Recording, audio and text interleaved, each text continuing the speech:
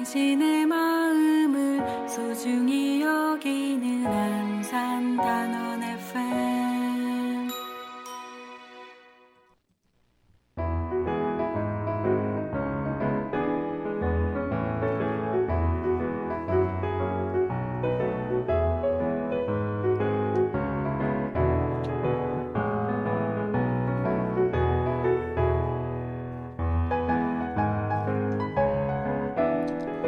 안녕하세요.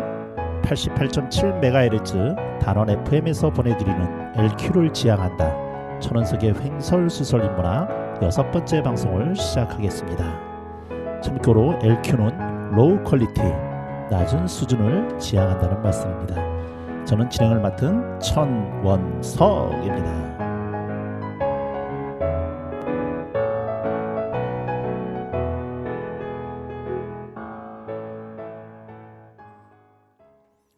언어의 온도, 사랑은 내 시간을 기꺼이 건네주는 것이다를 쓴 이기주 작가는 다음과 같이 말했습니다. 나는 책을 집필하는 과정에선 더 쓰기보다 덜 쓰는 데 주력했다. 프랑스의 소설가 도미니크 로로는 심플하게 산다라는 책에서 우리는 공간을 채우느라 공간을 잃는다라고 했습니다. 어디 공간뿐이겠습니까? 우리는 종종 문장을 채우느라 문장을 잃습니다. 욕심이라는 손잡이 없는 칼을 필사적으로 허공에 내두르면서. 그렇습니다. 더 써도 좋고 덜 써도 좋을 때 그 좋음이 반반이라고 하면 덜 쓰는 편이 좋다고 합니다. 더 하는 것의 아름다움도 있지만 덜함의 아름다움은 더 큰 법이기 때문이지요. 우리는 이를 절제의 미라고 합니다. 인류 언변가와 삼류 언변가의 차이가 있지요. 삼류 언변가는 자신이 알고 있고 연구한 것이 아까워 하나도 버리지 못합니다. 어떻게 해서든 자신의 말 속에 모든 것을 다 넣으려고 합니다. 하지만 그 결과 초점이 흐려지고 산만해지고 맙니다. 반면에 인류 언변가는 많은 것을 알고 있어도 버릴 줄 압니다. 그의 글은 가장 절제된 최상의 핵심 언어로 말을 해서 더욱 설득력이 있기 때문입니다. 많은 이들이 글을 쓰고 또 쓰려고 하지만 이렇게 절제된 언어로 말 가운데 불필요한 말을 빼고 또 빼서 최소한의 언어로 글을 쓰는 사람을 우리는 시인이라고 부르지요. 그렇다면 어떻게 하면 우리는 시인이 될 수가 있는 것일까요? 플라톤은 사랑하면 누구나 시인이 된다라고 말했습니다. 하지만 철학자 셀링은 이렇게 말했습니다. 여러분, 누가 시인입니까? 역사적으로 유명한 시인들이 많습니다. 그러나 나는 여러분에게 다시 한번 묻습니다. 과연 누가 진정한 시인입니까? 바로 인간은 누구나 시인입니다. 라고요. 옳습니다. 비록 시집을 펴내는 시인이 될 수는 없더라도 우리는 누구나 시인입니다. 사랑하기 전에도 시인이었습니다. 눈길을 걸어도 시인이 되고 달이 떠도 시인이 됩니다. 아니, 밤만 되어도 커피만 마셔도 시인이 됩니다.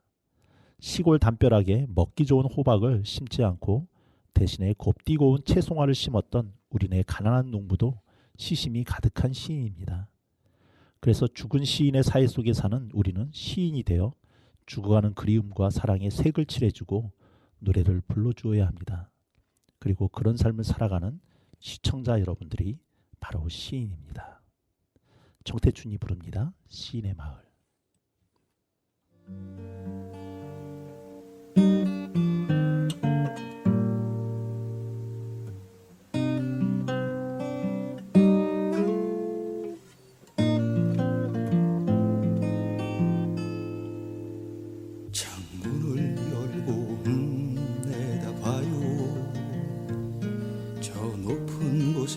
푸른 하늘 구름 흘러가며 당신의 부푼 가슴으로 불어오는 맑은 한 줄기 산들바람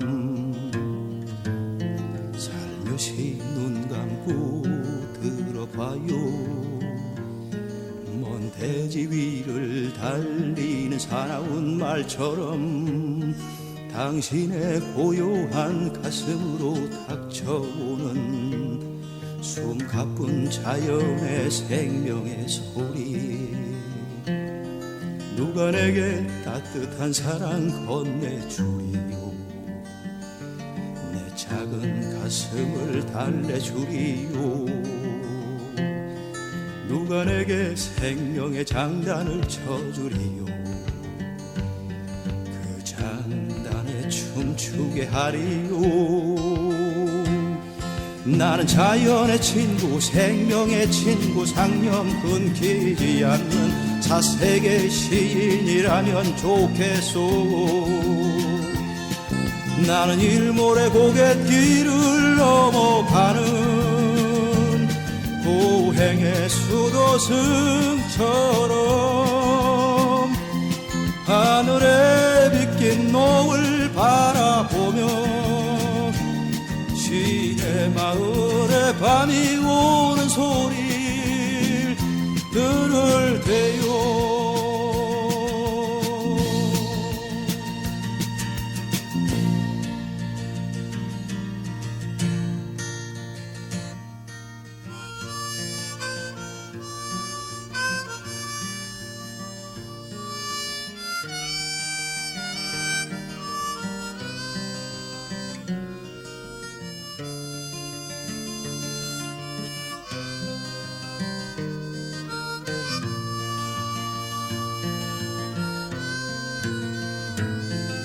우산을 접고 비 맞아 봐요. 하늘은 더욱 가까운 곳으로 다가와서 당신의 울적한 마음에 빗뿌리는 젖은 대기의 애틋한 웃음. 누가 내게 다가와서 말 건네주리요. 내 작은 손 잡아주리요. 누가 내 마음에 위안 돼주리요. 어린 시인의 벗돼주리요. 나는 자연의 친구, 생명의 친구, 상념 끊기지 않는 사색의 시인이라면 좋겠소. 나는 일몰의 고갯길을 넘어가는 고행의 수도승처럼 하늘에 빗긴 노을 바라보며 시내 마을에 밤이 오는 소리를 들을 때요.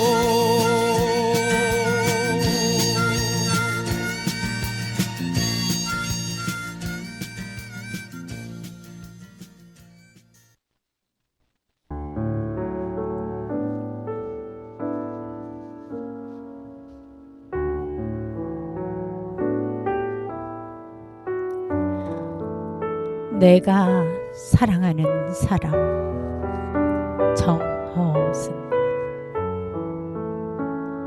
나는 그늘이 없는 사람을 사랑하지 않는다. 나는 그늘을 사랑하지 않는 사람을 사랑하지 않는다. 나는 나무 한 그루에 그늘이 된 사람을 사랑한다. 햇볕도 그늘이 있어야 맑고 눈이 부시다. 나무 그늘에 앉아 나뭇잎 사이로 반짝이는 햇살을 보면 세상은 그 얼마나 아름다운가.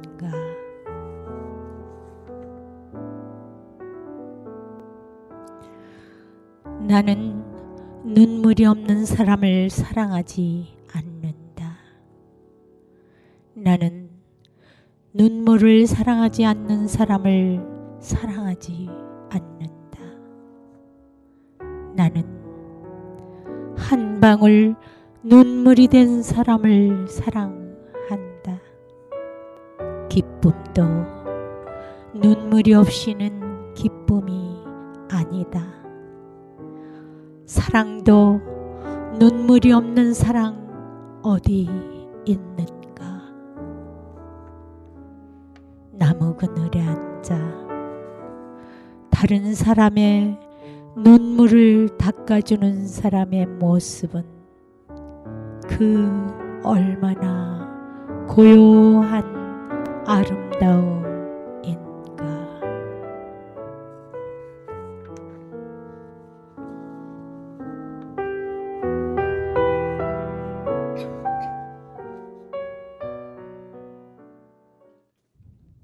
내가 사랑하는 사람 정호승 시인의 시였습니다. 네, 방금 시를 읽어주신 선생님은 김영숙 선생님이십니다. 반갑습니다, 선생님. 네, 안녕하세요. 네. 네, 반갑습니다. 네, 오늘 초대 손님을 두 분 모셨습니다. 방금 시를 낭송해주신 김영숙 선생님하고 안산에서 또 활동하시는 시조시인 전미숙 선생님입니다. 전미숙 선생님도 안녕하세요. 네, 반갑습니다. 네, 마이크를 가까이 입에다 대시고요. 네, 네. 반갑습니다. 네. 자, 우리 본인 소개를 직접 좀 해주시면 좋겠습니다. 우리 김영숙 선생님부터 본인 소개 좀 부탁드리겠습니다. 저는 그냥 시가 좋아서 또 시를 처음 접하게 된 것은 아이들의 엄마로서 소양을 갖추기 위해서, 남편의 아내로서 소양을 갖추기 위해서 시작했는데, 시작하고 보니 시가 나의 삶의 기도가 되고 또 이렇게 지금까지 나를 지탱해주는 어쩌면 아름다운 나의 동반자가 됐습니다. 네, 아주 겸손하게 소개를 해주셨는데요. 우리 김영수 선생님은 이제 시인이자 수필가시고요. 한국문인협회 안산지부 회장님을 역임하셨고 또 안산 여성문학회 회장님을 역임하셨습니다.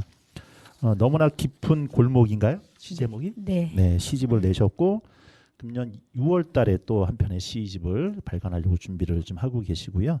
안산에서 나름대로 문학을 한다라고 하시는 분들한테 김영수 선생님 한번 여쭤보면 다 아시더라고요. 보니까 안산의 유명 인사시기도 하십니다. 부끄럽습니다. 네. 네, 그리고 우리 전미숙 선생님, 네, 본인 소개 좀 직접 부탁드리겠습니다. 네, 안녕하세요. 반갑습니다. 저는 시조 시인으로 소개해 주셨는데 사실은 아직 뭐 시조에 익숙하다거나 잘 쓰지는 못해요. 하지만 동인지 2권 냈고요.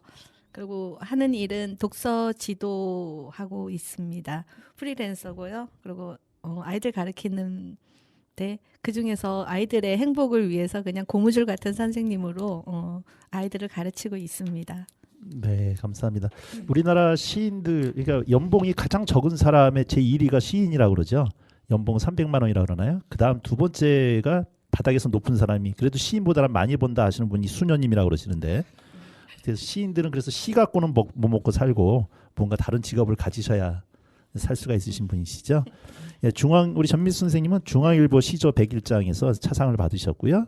또 익산 가람시조에서도 일반부 또 차상을 받으셔서 나름대로 시조, 특히 시에서 또 시조 쪽으로 특화돼서 이제 시 활동을 하고 계시고요.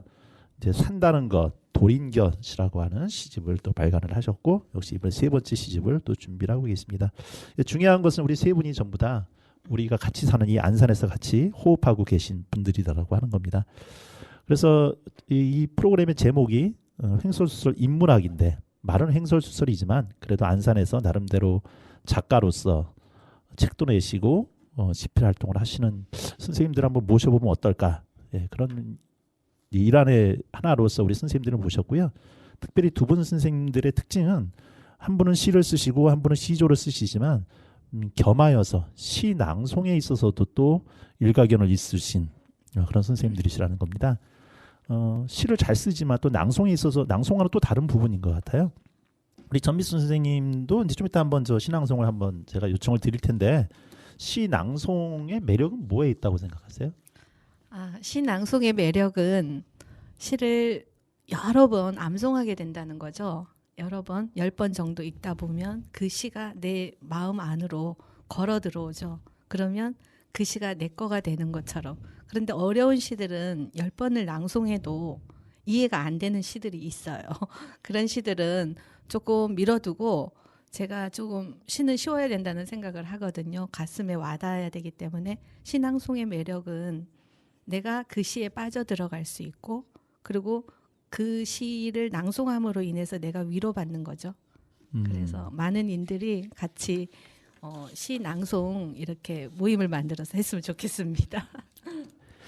그렇죠. 근데 시 낭송은 뭐 혼자서도 할 수 있고 말씀하신 것처럼 외우기 위해서 나한테 더 시를 더 가깝게 나한테 스며들게 하기 위해서 그냥 암송하고 낭송하면 되지만 특별히 또 시 낭송이라고 해서 또 특별히 전문 낭송이 있잖아요. 네네. 그러니까 이제 제가 두 분한테 모신 것은 이제 시인들이시기도 하지만 그런 면에 있어서 전문적인 시 낭송을 또 하신 분들이시기 때문에 그래서 저도 한번 집에서 이렇게 음악을 틀어놓고 시 낭송을 해보지만 그 맛이 안 나더라고요. 제가 이 방송 프로그램을 하면서도 시를 몇 번 소개를 했는데 하고 나서도 제가 아주 쑥스럽더라고요. 야, 이 시가 내가 낭송을 했더니 시 맛이 다 사라졌다. 근데 시가 진짜 쫀득쫀득하게 맛있게 이렇게 낭송을 해주시는 걸 보면서 특별한 영역인 것 같다라는 생각을 좀 하는데 우리 김영수 선생님은 시 낭송 좀 어떠세요?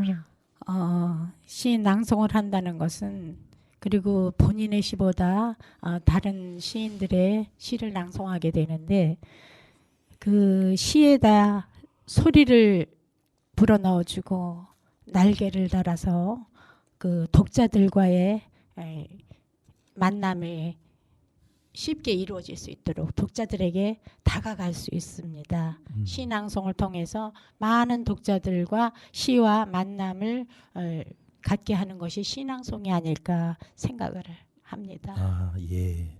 그러니까 독자들이 어렵게 느껴지던 시를 전문적으로 시 낭송을 통해서 그걸 들음으로 말미암아 시가 좀 더 뭐랄까 가볍다기보다는 좀 더 정감 있고 조금 더 부드럽게 친숙하게 익혀질 수 있도록 해주는 네. 교량 역할을 해주시는 네, 것이다. 전달해 주는 거죠. 예. 네, 그럴 수 있겠네요. 방금 읽어주신 시가 내가 사랑하는 사람 네, 정호승 네. 시인. 네. 아주 유명한 시이기도 하고 또 네. 많이 알고 계신 시이기도 네. 한데 왜 이 시를 제가 이제 부탁을 드렸거든요. 우리 선생님들한테 시를 잘 모르시는 분들한테 한번 특히 안산 시민들한테 이렇게 시를 한번 소개해 준다면 어떤 시가 좋을지를 준비 좀 해달라 그랬는데 이 시를 준비해 주셨어요. 네. 이 시를 왜 준비를 해주신 건가요? 이 시를 보면 이 시에 그늘이라는 단어가 많이 나옵니다. 그래서 여기에서 그 그늘은 갖고 있는 의미가 중의적 의미가 있어요. 그늘이라는 것은 여기서 내가 사랑하는 사람은 나는 그늘이 없는 사람을 사랑하지 않는다 이렇게 표현을 합니다. 그늘이 없는 사람을 사랑하지 않는다는 것은 그늘이 있는 사람을 사랑한다는 뜻이 되겠지요. 그래서 삶에서 그늘지고 어렵고 소외되고 힘든 사람을 사겠다는 이야기가 되는데 또한 눈물이 없는 사람을 사랑하지 않는다고 했습니다. 그렇다면 눈물이 있는 사람을 사랑한다는 얘기가 되거든요. 그래서 삶에서 아프고 고통 속에 있는 사람을 사랑한다는 이 시가 좀 우리 함께 나누면 참 좋겠다라고 생각했고요. 이 시에서 주목되는 그늘진 사람들을 그늘을 만들어서 보듬어 줄 때는 내가 그늘을 만들어서 삶의 그늘진 사람들을 보듬어 주는 역할을 우리가 하면 좋지 않겠나. 좀 더 나은 사람들이 그늘을 만들어서 정말 소외된 그늘에 있는 사람들을 보듬어 주고 쉬게 해주고 그러면 사회가 좀 더 행복해지지 않을까라는 생각을 했습니다. 예. 네, 감사합니다. 나는 그늘이 있는 사람을 사랑하고 나는 눈물이 있는 사람을 사랑하겠다.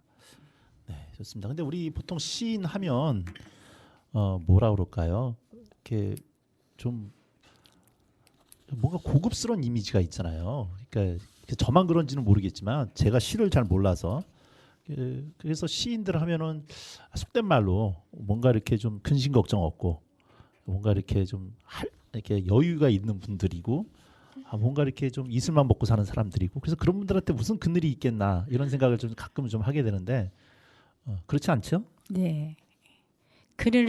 그늘도 있고 그늘도 만들고 중의적 의미가 누구나에게 있을 것 같습니다. 예. 네, 좋습니다. 한번 이 시 처음 접해 보신 선생님들이 계시다면 한번 인터넷에서 내가 사랑하는 사람이라고 하는 글을 한번 찾아보시고 이렇게 시인의 따뜻한 마음 그늘이 있고 눈물이 있는 사람을 사랑하겠노라고 하는 이 시인의 마음을 같이 한번 느껴보셨으면 좋겠습니다.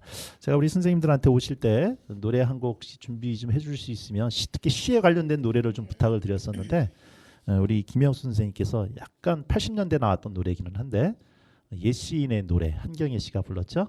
그 노래를 준비를 좀 해오셨습니다.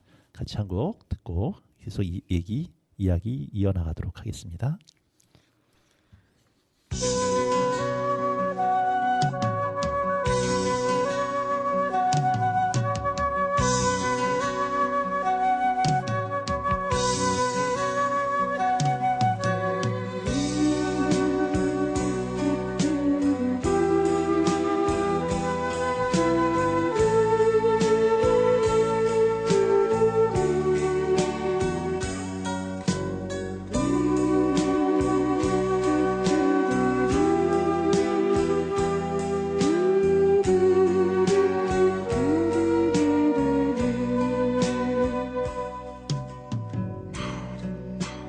가지에서 떨어지는 작은 잎새 하나 그대가 나무라 해도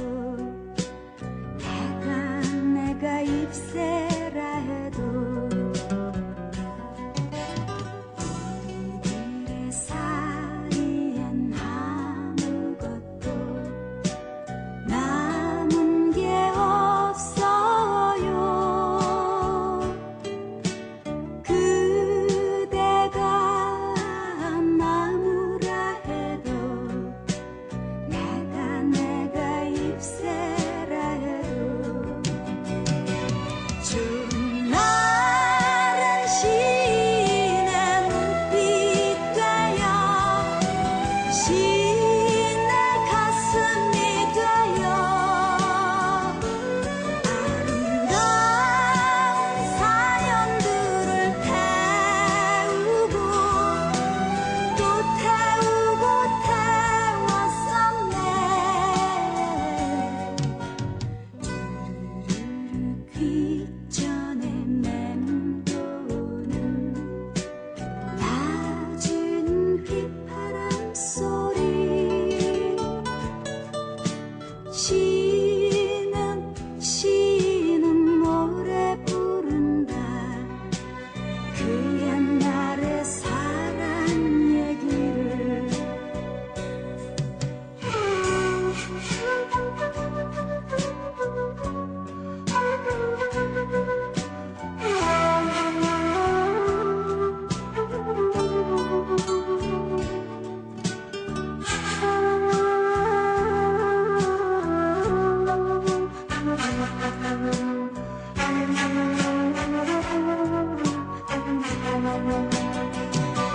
좋은 날은 시인의 눈빛 되어 시인의 가슴이 되어 아름다운 사연들을 태우고 또 태우고 태웠었네. 귀전에 맴도는 낮은 휘파람 소리 시는 노래 부른다. 그 옛날의 사랑 얘기를 그 옛날의 사랑 얘기를 그 옛날의 사랑 얘기를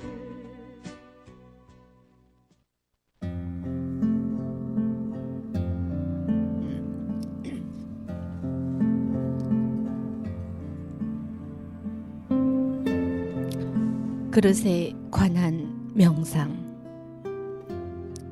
이지엽. 흙과 물이 만나 한 몸으로 빚어낸 몸.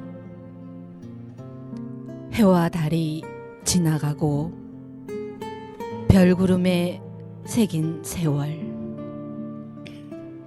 잘 닦인 낡은 그릇 하나 식탁 위에 놓여 있다. 가슴에 불이 일던 시절인들 없었으랴. 함부로 부딪혀 깨지지도 못한 채 숨막혀 사려하는 눈물, 붉은 기억 없었으랴. 내가 너를 사랑함도 그릇 하나 갖는 일, 무형으로 떠돌던 생각과 느낌들이 비로소 몸 가라앉혀 편안하게 잠이 들듯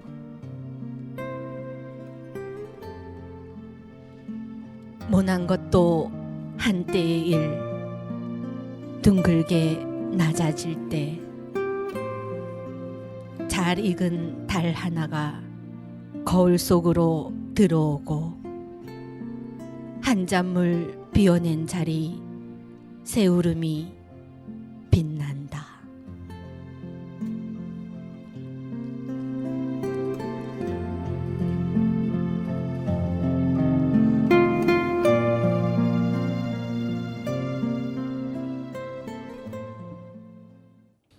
네, 우리 전미수 선생님께서 시 한 편 또 낭송을 해주셨습니다. 자, 시가 저도 시는 잘 모르지만 또 처음 듣는 시인데요. 한번 소개를 좀 해주시죠. 시가 어떤 시인지. 아, 네. 이 시는 그릇에 관한 명상은 시인 이지엽 선생님의 시고요. 시조입니다. 시조고요. 이 시조를 제가 배우게 된 계기도 이지엽 교수님한테 배우게 됐는데요.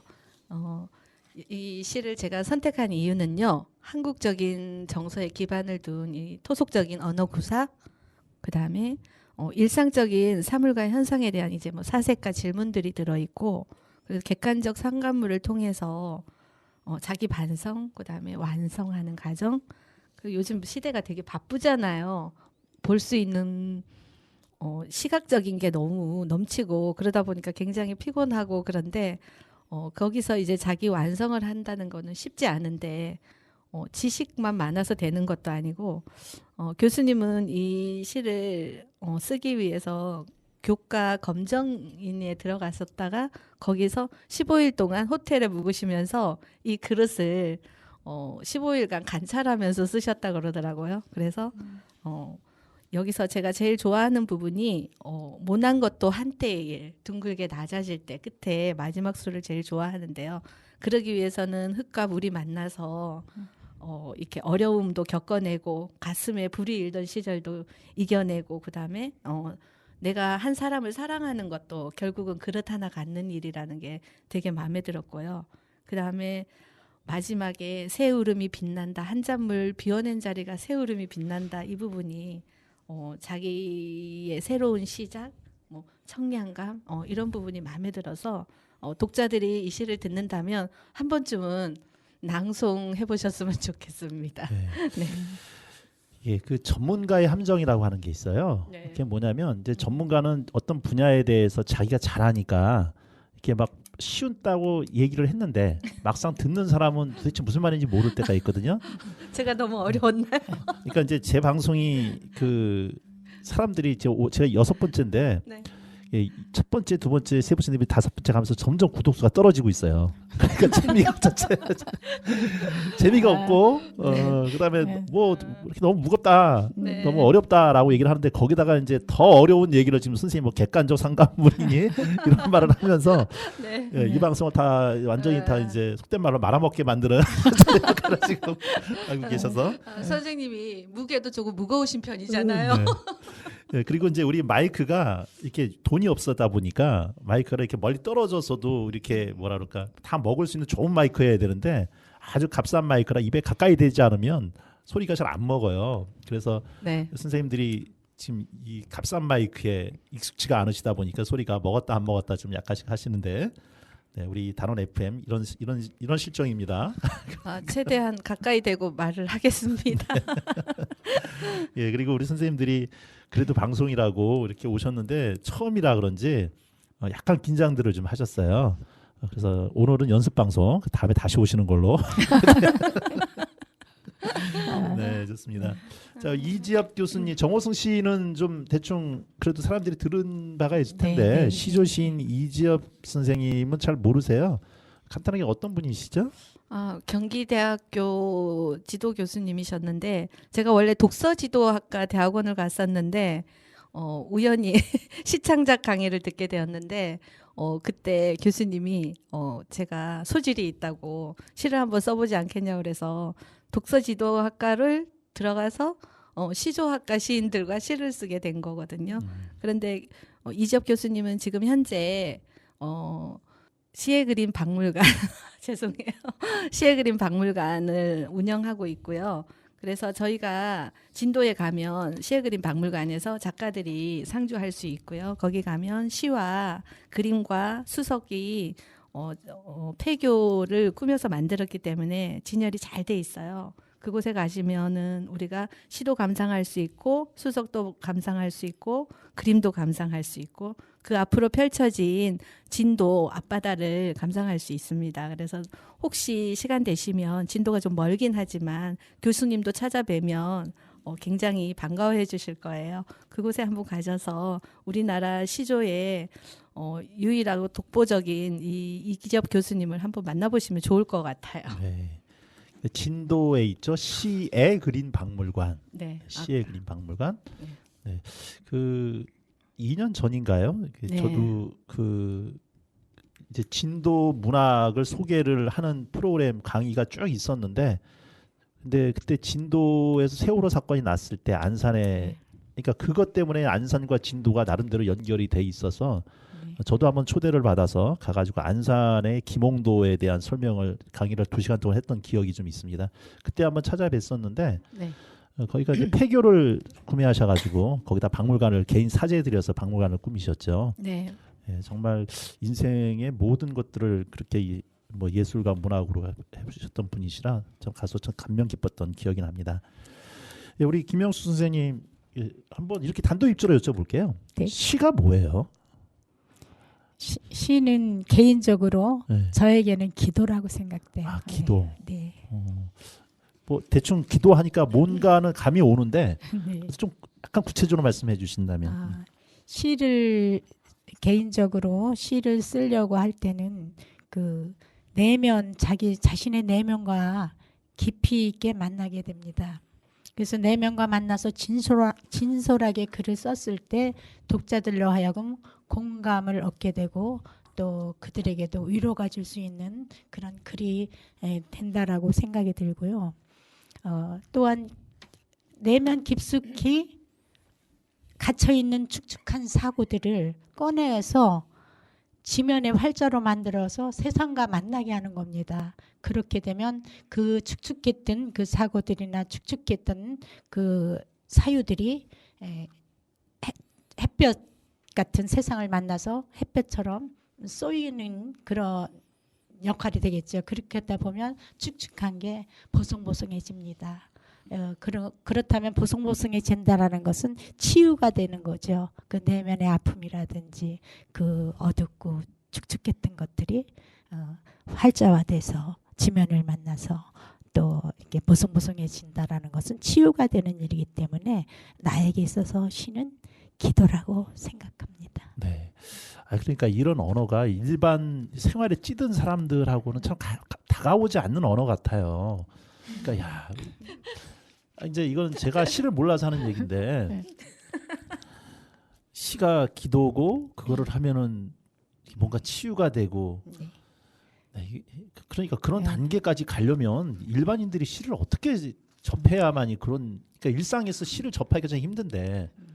그래 쉽게 얘기하면 내 안에 있는 거 누구에게 털어놓을 수 없는 그 아픔이 있다거나 어떤 거 있을 때 그것을 누구한테 얘기할 수는 없지만 글로는 쏟아놓을 수 있거든요. 글로 쏟아놓고 나면 그 내면에서 덜어내는 기분이 듭니다. 쉽게 말씀드려서 덜어내게 되면 마음이 가벼워지죠. 그리고 어딘가에 푸념을 해놓은 것 같고 또 그러면 마음이 가벼워지다 보면 그게 치유가 된다라는 생각. 그래서 저는 기도라고 하는 겁니다. 그러니까 직접 시를 쓰실 때 그런 얘기이신 거잖아요. 네, 네. 근데 일반인들이 직접 시를 쓰기까지는 좀 무리가 있을 것 같고 처음에. 그러니까 이제 우선 시를 접해야 되는데 그러면 시를 접할 땐 시하면 너무 어렵다라는 느낌이 많아요. 더구나 우리가 이제 학창 시절에 배웠던 시의 개념은 시를 시로 배운 게 아니라 점수를 위해서 배웠잖아요. 맨날 밑줄 긋고 이거의 뭐 표현법이 뭐냐, 이거의 의미는 뭐냐. 가장 유명한 게 그 한용운 선생님의 님의 침묵에 그 님이라고 하는 의미가 뭐냐. 첫 번째 뭐 조국이다, 부처님이다. 진짜 님이 이렇게 밑줄 긋고 다 몇 번이냐 이렇게 외워서 시를 즐겨봤던 경험이 없는 상황에서 학교에서는 시를 가르친다고 해놓고 막상 학교를 졸업하면 내가 다시는 시를 읽나 봐라. 라고 만들었던 게 우리나라 교육이다 보니까 시하고는 일상생활에서 멀어지게 되는데 나이가 들어서 삶에 지쳐서 이런 분들이 시를 접하고 싶어 그러면은 어떻게 시작을 하는 게 좋을까요? 처음엔 예. 편안하게 내 안에 있는 것을 그대로 글로 내 안에서 웅얼거리는 그런 것들을 활자에서 지면에 써놓고 그 다음에 그걸 보면서 시적인 것으로 이렇게 다듬어가는 과정을 가지면 시로 탄생하지 않을까. 왜냐? 밑바탕에 자기 내면과 깊이 만나서 쏟아놓은 글이기 때문에 진솔함이 있거든요. 진솔함이 있는 것을 시적인 요소를 갖춰가며 좀 다듬어 간다면 크게 어렵게 생각하지 않고 다가설 수 있을 것 같습니다. 우리 전미 선생님은 제가 시가 조금 어렵다고 말씀하시니까 그 일반인들이 시를 조금 쉽게 접하는 방법은 교과서에서 나온 시들이 굉장히 좋아요. 그래서 제가 중등 교과서 보통 9종 이렇게 되나요? 그거를 모아놓은 시 모음이 있어요. 네. 그래서 그런 데서 시를 보면 시가 되게 감동적인 부분이 많거든요. 그 중에 하나 생각나는 게 있는데 하나 낭송해도 될까요? 그러실까요? 네네. 한번 제가 네. 지금 가지고 왔는지 한 번만 살펴보고. 네.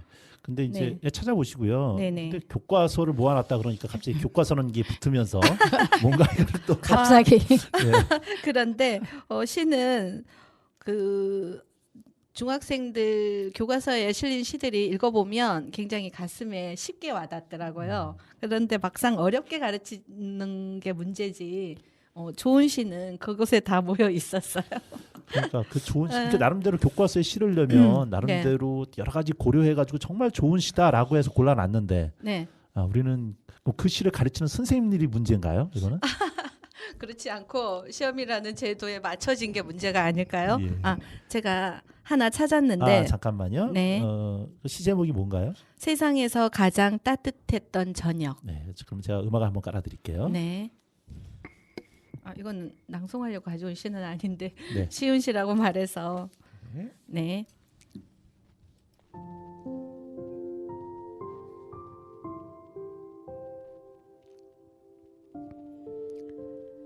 세상에서 가장 따뜻했던 저녁. 복효군.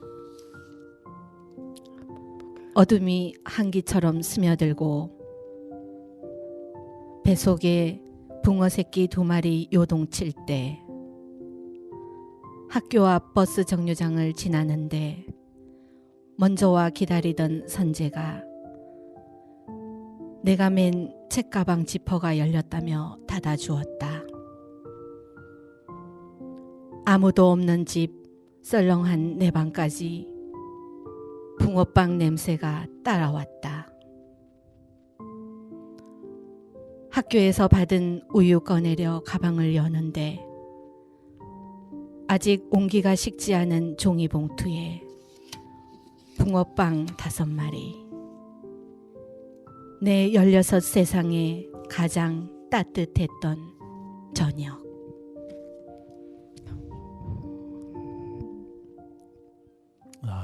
네. 네. 잘 모르겠어요. 모르겠어요. 쉬운 시라고. 쉬운 시는 저는 그렇게 생각해요. 시가 어려운 시보다는 쉬운 시는 마음에 울림을 주는 시라고 생각을 해요. 이 아이 입장에서는 혼자 우유를 꺼내 먹으려고 집에 갔는데 그 어두운 방 안에서 친구가 넣어준 붕어빵을 열어보고 따뜻한 저녁을 먹게 된 거잖아요. 그 선재라는 아이의 그 마음씀이 그 시가 아닐까 생각해요. 저는. 예. 하여튼 뭐 그렇다니까. 천원석 선생님 너무 어려운 시를 좋아하시는 것 같습니다. 제가 네. 쉬운 시 하나 썼습니다. 네. 자, 그럼 우리 잠깐 노래 한번 듣고 이어서 우리 선생님들 직접 자작 시와 자작 시조로 한번 또 들어보는 시간을 갖도록 하겠습니다. 네, 우리 전미수 선생님께서 준비해 주신 노래입니다. 위스키 온 더 락 김현지가 부릅니다.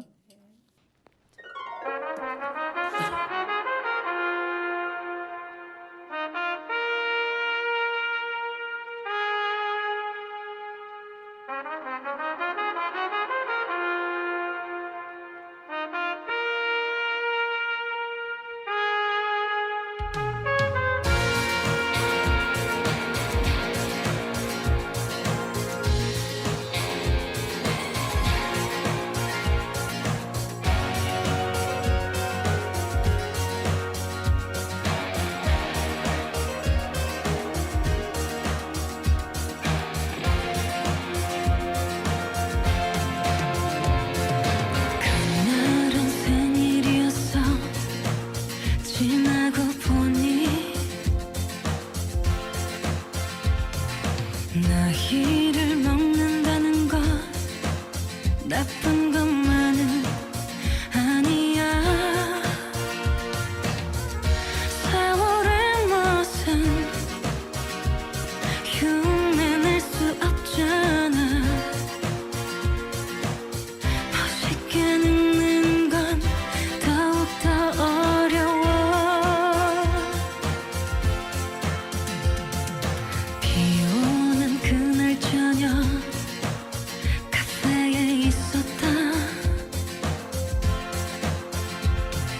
겨울 초입의 스웨터, 창가에 검은 도둑 고양이. 감당 못하는 서늘한 밤의 고독. 그렇게 세월은 가고 있었다. 아름다운 것도 즐겁다는 것도 모두 다 욕심일 뿐. 다만 혼자서 살아가는 게 두려워서 하는 얘기. 얼음에 채워진 꿈들이 서서히 녹아가고 있네. 혀끝을 감도는 위스키 on the rock.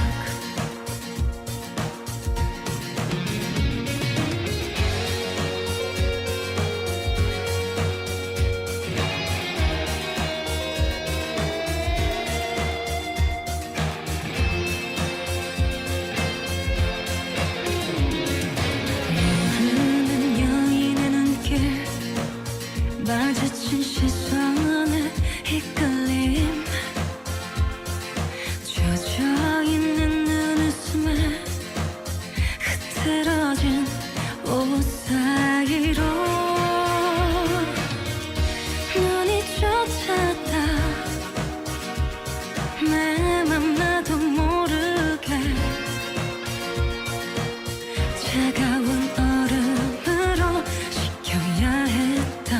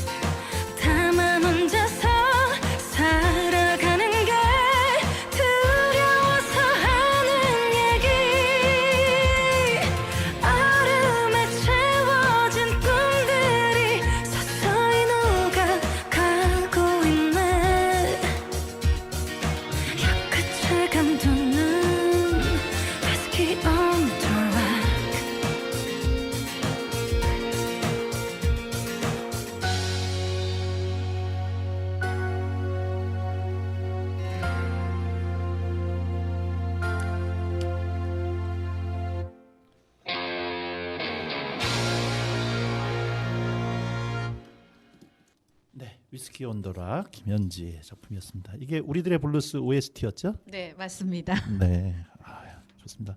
제가 이렇게 노래 선곡을 했더니 다들 구닥다리 노래만 선곡을 한다고. 역시 선생님들은 전기사시네요. 좀 신선했습니까? 네. 네, 자 좋습니다. 자 우리 시는 좀 쉬워야 된다라는 생각이 저는 좀 시를 모르는 사람 입장에서는 시에 접근할 때는 쉬운 시로 접근해야 그렇죠. 한번 들었을 때 이해가 돼야 되는데 시가 너무 어렵다는 느낌이 있는데 우리 김영수 선생님께서 좀 쉽게 나름대로 자작 시인데 그 시가 이번에 혹시 발표하는 나오는 시집에 들어간 시인가요?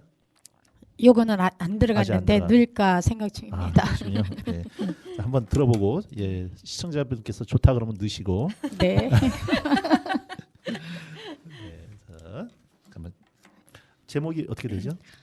시의 노래가 되는 일. 네.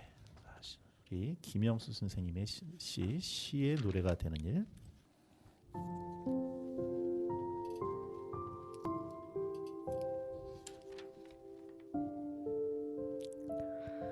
시의 노래가 되는 일. 김영수. 시를 기다리는 일은 뜨거운 심장의 고동이 음표가 되고 어둡고 두터운 겨울 속에서 봄을 기다리는 애달픈 그리움입니다.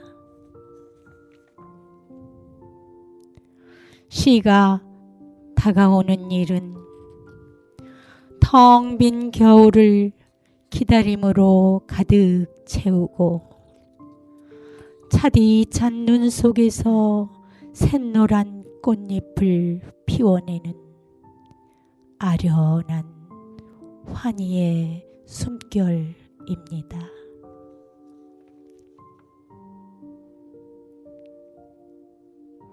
시가 노래가 되는 일은 흔들리며 어둠을 밝히는 촛불처럼 질긴 어둠 속에서 붉은 꽃대를 온 맘 다해 밀어 올리는 슬프고도 애틋한 눈물입니다.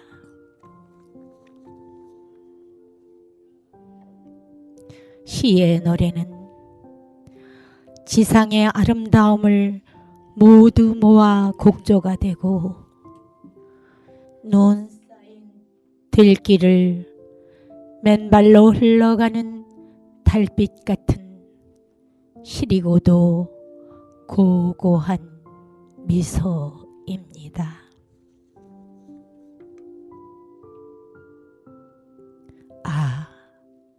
시의 노래는 말이 없어도 들을 수 있고 보이지 않아도 볼 수 있으며 두 발이 없어도 마구 달려가서 그에게 붉은 심장이 되어주는 간절하고 뜨거운 사랑입니다.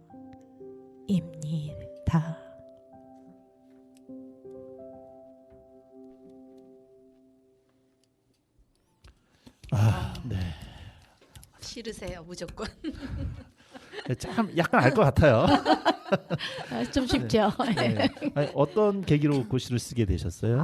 이 시는 요 근래에 제가 쓴 시라서 근데 쓰게 된 동기는 제가 안산에서 활동하는 레인보우라는 그 뮤지션 팀이 있어요. 그 팀에서 음악 공연을 하면서 중간에 신앙송이 하나 들어갔으면 좋겠다 하고 요청을 하셔서 거기서 일주일에 한 번씩 그 신앙송을 하면서 느낌을 아마 이렇게 시로 표현해봤습니다. 그렇게 내가 시를 써야겠다 그러면 딱 시가 나오나요? 아니 이번에는 그냥 딱 나오더라고요. 참 신기한 일이네. 네, 그럼 우리 이번에는 전미수 선생님의 자작 시조 한번 들어보도록 하겠습니다. 네, 준비해 주시고요.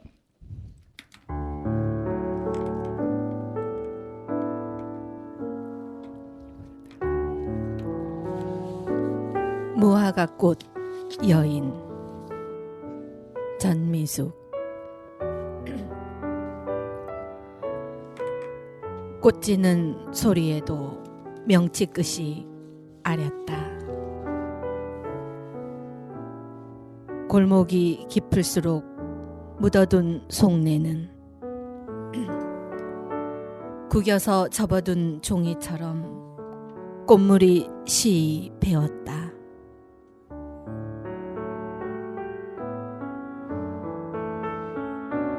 버석대는 마른 가지 바람이 일 때마다 한사코 손살에 치며 내사 개안타 이 생엔 꽃 없다는 듯 소구름 삼킨다. 좁은 문틈 사이로 햇살무늬 겹주름 심지는 묻어두고 겉옷을 벗는다. 꽃 아닌 기억들 저편 온 생이 꽃이었다.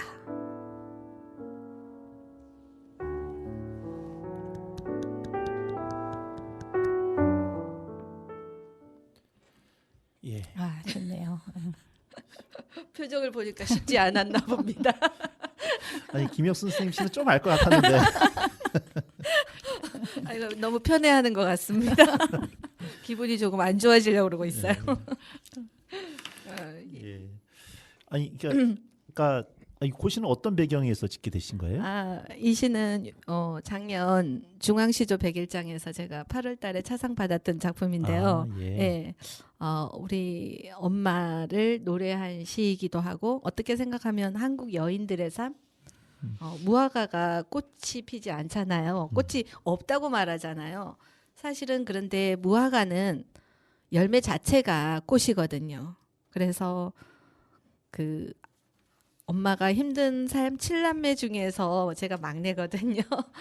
가신 지 3년 넘었는데 제가 7남매 막내지만 17년을 모셨는데 그 엄마 삶을 지켜보면서 그 단단한 심지를 보면서 엄마는 힘들어도 끝내는 자식들 모두를 꽃처럼 키워내고 본인도 무너지지 않고 그 안으로 무화과 안에 가 보면 그 자글자글한 열매들 있죠.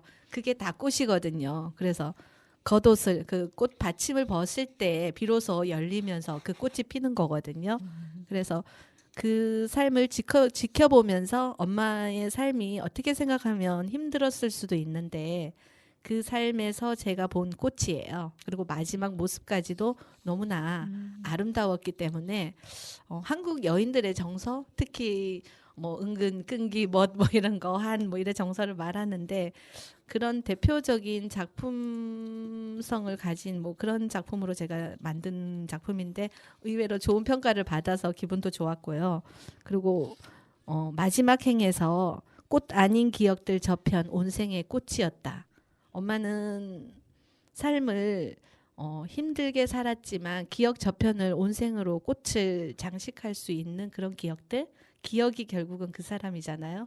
그래서 제가 엄마 인생에서 그래도 의미 있었던 부분에 이 시 한 편을 바치고 싶다는 생각에서 만든 작품입니다. 이게 시를 딱 이렇게 그런 거 무화과를 보면 그런 시상이 딱 떠오르는 거예요. 그렇죠. 오랫동안 관찰하고 그리고 삶을 비교하는 거죠, 계속. 그래서 어떤 거를 관찰을 하면 멈춰서요, 일단은. 그리고 거기에서 가지고 올 수 있는 삶과 접합점을 많이 찾아내죠. 이제 쉽게 얘기하면 이게 돈이 하나도 안 되는 일인데 그 돈 안 되는 일에 그 신경 쓰고 그거 관찰한다는 게 그래서 우리 같은 일반인들은 접근하기가 쉽지 않은. 돈은 중요하지 않습니다. 이러니까 시인이 멀어지는 거예요. 돈이 중요하지 않다는 얘기를 하니. 돈이 주는 것보다 더 의미 있는 것을 얻을 수 있어서 좋습니다. 돈도 사실은 중요해요. 네, 이래서 사람들이 시인 되기를 싫어하고 인가 싶습니다. 예, 오늘은 우리 선생님들 준비하신 시 낭송을 듣는 시간, 준비하신 시들로 시간을 엮어봤습니다. 처음에 약간 긴장들을 좀 하신 것 같았는데 그래도 방송이라고 이제 갈수록 이제 나름대로 풀리셔가지고 다음에 또 한 번 하면 다 잘하실 것 같죠. 아, 예, 굉장히 잘할 것 같습니다. 아, 근데 좀 미리 질문할 거를 네. 조금 섬세하게 주셨으면 네. 뭐 우리끼리 좋았을 걸. 우리끼리 횡설수설 하는데 이 제목이 횡설수설 아닙니까? 그야말로 행설수설했어요. 아, 이게 매력이라고 해야 되나요? 훅 치고 들어오는 부분. 네, 다음에 이제 우리가 조금 더 방송에 한번 익숙해지셨으니까 다음에 네. 더 좋은 시들로 한번 또 다시 한번 모시도록 하겠습니다.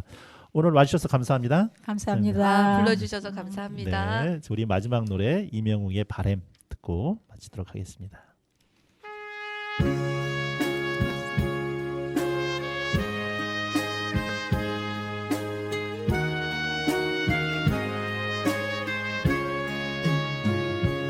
내 손에 잡은 것이 많아서 손이 아픕니다. 등에 짊어진 삶의 무게가 온몸을 아프게 하고 매일 해결해야 하는 일 때문에 내 시간도 없이 살다가 평생 바쁘게 걸어왔으니 다리도 아픕니다. 내가 힘들고 외로워질 때 내 얘기 조금만 들어준다면 어느 날 갑자기 세월의 한복판에 덩그러니 혼자 있진 않겠죠. 큰 것도 아니고 아주 작은 한마디 지친 나를 안아주면서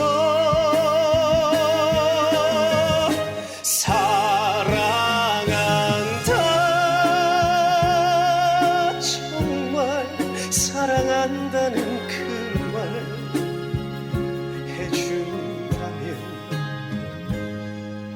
나는 사막을 걷는다 해도 꽃길이라 생각할 겁니다.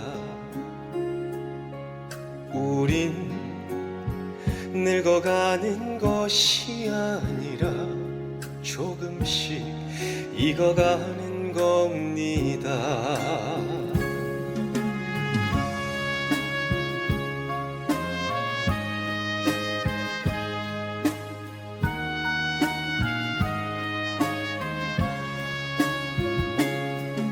내가 힘들고 외로워질 때 내 얘기 조금만 들어준다면 어느 날 갑자기 세월의 한복판에 덩그러니 혼자 있진 않겠죠. 큰 것도 아니고 아주 작은 한마디 지친 나를 안아주면서